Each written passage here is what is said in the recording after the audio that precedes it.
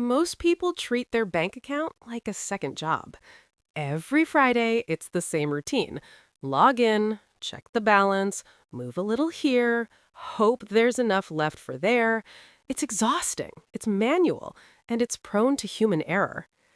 Last month, I decided to stop. I wanted to see if I could remove myself from the equation entirely. I spent 30 days letting an algorithm manage my paycheck. No manual transfers, no checking the app before buying coffee. The goal wasn't just to save time. It was to see if a logical system is better at managing my life than I am. It wasn't perfect. In fact, in week 1, it almost fell apart. But what I discovered about the math of automated peace changed how I look at a dollar. Let's look at the logic. Most people fail because they try to calculate their life in percentages. But you can't buy groceries with a percentage. You buy them with dollars. Let's use a round number. Imagine you bring home $3,000 a month. Under the 50-30-20 rule, your automation looks like this. $1,500 for needs, rent, utilities, food, $900 for wants, the fun stuff, $600 for the future, debt or savings. Now let's apply the $1 rule. For every dollar that hits your account, 20 cents must disappear before you even see it. If you wait until the end of the month to find that 20 cents, it's gone. You've already spent it on a subscription or a sandwich. So the math for the invisible hand is simple. We set the trigger for the same day the paycheck lands. $3,000 comes in, $600 leaves instantly to a separate high-yield account. That leaves you with $2,400. It's not $3,000 anymore. Your brain adjusts to the new number. The math is forced, the discipline is outsourced. The system was live. The logic was sound. Then Tuesday happened. A subscription I'd forgotten about, an old gym membership, hit the account. Usually, I'd just shuffle some money from my savings to cover it. But remember, I'm not allowed to touch the dials. The automation had already moved my future money out.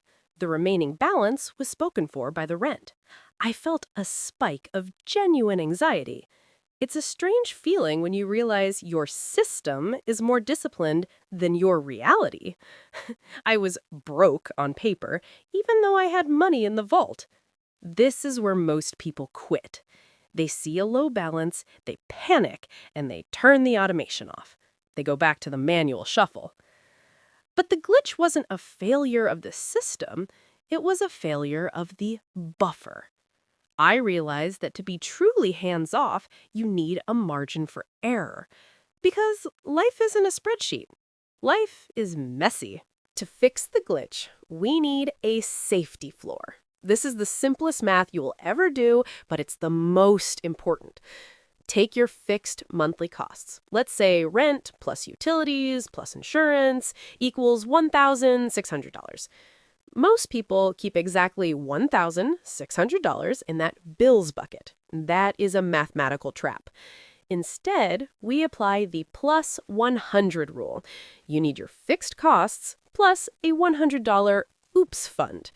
Fixed, 1,600. Buffer, 100. Minimum viable balance, 1,700. Think of this $100 as a shock absorber for your bank account. It's there for the forgotten subscription or the utility bill that's $20 higher than usual. If you don't have this buffer, the automation will break. You'll get hit with an overdraft fee. The fee is usually $35. That's a 35% tax on your own mistake. By keeping that extra $100 as a floor, you're essentially buying insurance against your own forgetfulness.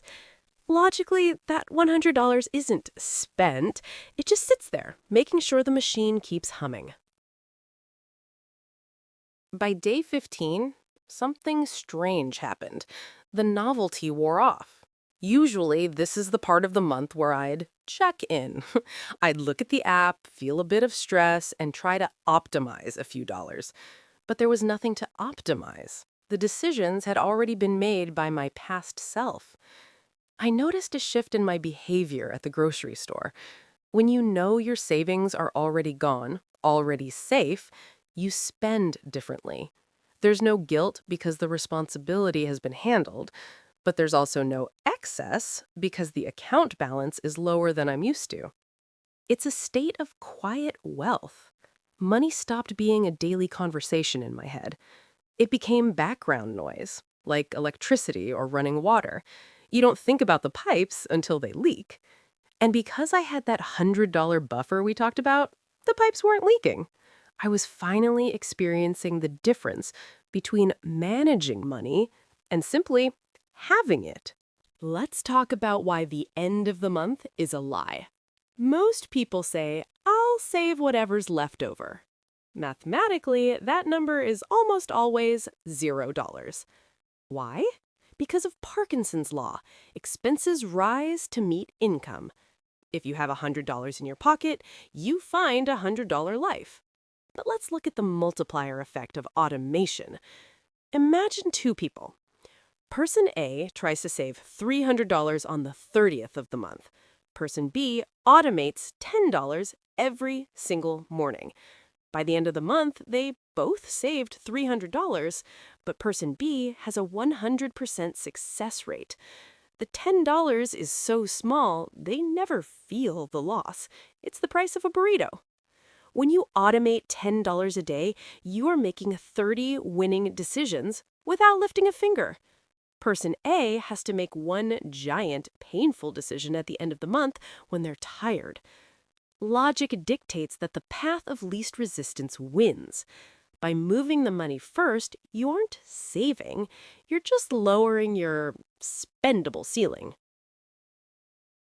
The month ended without a frantic spreadsheet session. I checked the final numbers. Logically, I should have the same amount of money as any other month, but I didn't. I actually saved $420 more than the month before.